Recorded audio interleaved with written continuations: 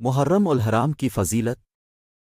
اسلامی سال یعنی قمری سال آسنا ہجری سال کا پہلا مہینہ محرم الحرام کا بابرکت مقدس مہینہ ہے۔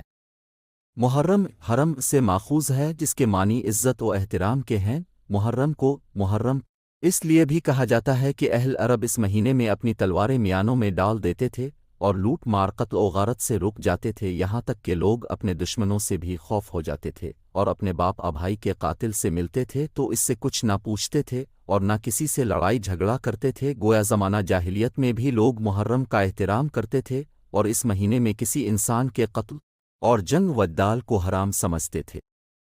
اللہ کے محبوب کرم کی آمد کے بعد اسلام میں اس ماہ مبارک کی حرمت وعظمت اور زیادہ ہو گئی۔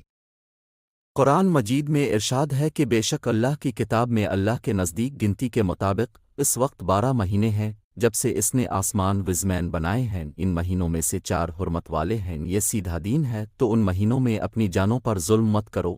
القرآن اور حرمت و کرام والے 4 ماہ ہیں جن میں محرم، رجب الامرجب، ذی قعدہ اور ذی الحجہ شامل ہیں۔ یک بار کسی نے رسول کرم سے عرض کی کہ رسول اللہ، فرض نماز کے بعد کون سی نماز افضل ہے اور رمضان کے فرض روزوں کے بعد کس مہینے کے روزے افضل ہیں؟ سرکار دو عالم نے ارشاد فرمایا کہ فرض نماز کے بعد سب سے افضل نماز نماز تہجد ہے اور رمضان کے فرض روزوں کے بعد سب سے افضل روزے محرم الحرام کے ہیں۔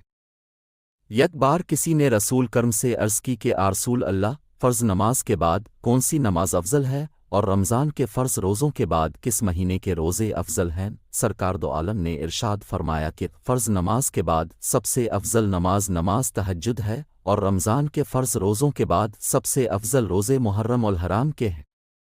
سین ماہ مقدس کا 10واں دن یوم عاشور کہلاتا ہے۔ عاشور سریانی زبان کا لفظ ہے جس کے معنی جامع برکات کے ہیں، اور یہ یوم عاشورہ ہر سال مسلمانوں کے لیے جامع برکات بن کر آتا ہے۔ اس لیے عرب نے اس دن کو عاشورہ کے نام موسوم کیا۔ علماء کا کہنا ہے کہا کہ اللہ نے اسی دن کو عرشی، کرسی، لوح قلم، جنت، حضرت آدم علیہ السلام، امہ حوا، زمین و اسمان اور ارواح کو پیدا فرمایا۔ اسی دن حضرت ابراہیم علیہ السلام کی ولادت ہوئی، اسی دن کو آگ میں پھینکا گیا اور اسی دن آگ گلزار بنی، اسی دن اللہ نے بنی اسرائیل کو فرعون کے ظلم سے نجات دلائی۔ یہی وہ دن ہے جس میں حضرت نوح علیہ السلام کی کشتی جودی پہاڑ پر رکی، اسی دن حضرت سلیمان علیہ السلام کو اللہ نے ملک عظیم عطا فرمایا، اسی دن حضرت یونس علیہ السلام مچھلی کے پیٹ سے باہر آئے اور ان کی توبہ قبول ہوئی، اسی دن حضرت یعقوب علیہ السلام کی بینائی لوٹائی گئی، اسی دن حضرت یوسف علیہ السلام گہرے کنویں سے نکالے گئے، اسی دن حضرت ایوب علیہ السلام کو بیماری سے شفا ملی۔ اس زمین پر آسمان سے پہلی بارش اسی عاشورہ کے دن ہوئی اور اسی دن نواسا رسول جگر گوشہ بطول سیدنا حضرت امام حسین رضی اللہ عنہ اور ان کے گھرانے کی کربلا کے پتی ہوئے صحرا میں شہادت ہوئی۔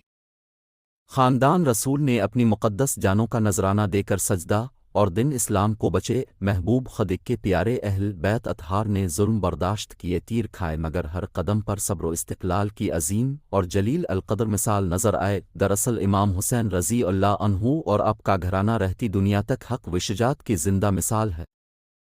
از علماء کا کہنا ہے کہ اللہ نے دنوں کے اعتبار سے جو بزرگیاں امت مسلمہ کو عطا فرمائیں ان میں یہ 10ویں محرم کا دن بزرگی والا دن ہے، لیکن اکثر علماء کا یہ قول ہے چونکہ یہ دن 10 محرم کا ہے اسی لیے عاشورہ کہلاتا ہے۔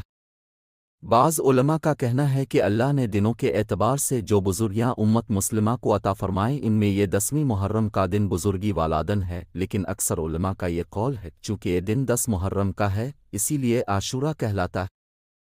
سیدہ المومنین حضرت عائشہ صدیقہ رضی اللہ عنہا فرماتی ہیں کہ زمانہ جاہلیت میں قریش عاشورہ کے دن یعنی 10 محرم کا روزہ رکھتے تھے اور رسول کرم بھی اس دن کا روزہ رکھتے تھے۔ جب آپ نے مدینہ منورہ ہجرت فرمائی تو خود بھی اس دن کا روزہ رکھا اور لوگوں کو بھی حکم عطا فرمایا، لیکن جب ماہ رمضان کے روزے فرض ہوئے آپ نے فرمایا کہ جو چاہے عاشورہ کا روزہ رکھے اور جو چاہے نہ رکھے، اس دن کے روزے کی بہت بڑی فضیلت ہے۔ رسول کرم نے ارشاد فرمایا کہ اگر مومن زمین بھر سونا خرچ کرے تو بھی عاشورہ کی فضیلت کو نہیں پا سکتا۔ اس دن مومنوں کے لیے جنت کے 8 دروازے کھول دیے جاتے ہیں تاکہ وہ جس دروازے سے چاہیں جنت میں داخل ہوں۔ حضور نے فرمایا کہ جو شخص عاشورہ کے دن اپنے اہل خانہ پر خرچ میں وسعت فرمائے تو اس کو اللہ پورا سال وسعت سے رزق عطا فرماتا ہے۔ اس دن صدقہ خیرات کرنا بڑا ثواب کا باعث ہے، اس سے گناہ جھڑ جاتے ہیں اور درجے بلند ہوتے ہیں۔ اس دن لوگوں کو پانی پلانا، شربت، دودھ یا کوئی اور مشروب پلانا بھی باعث ثواب ہے۔ سرکار دو عالم نے ارشاد فرمایا کہ جس نے عاشورے کے دن کسی کو ایک گھونٹ بھی پانی پلایا تو اس نے گویا ایک لمحے کے لیے بھی اللہ کی نافرمانی نہیں کی۔ سرکار دو عالم نے فرمایا جس نے عاشورے کے روز کسی بیمار کی تیمارداری کی گویا اس نے پوری اولاد آدم کی تیمارداری کی۔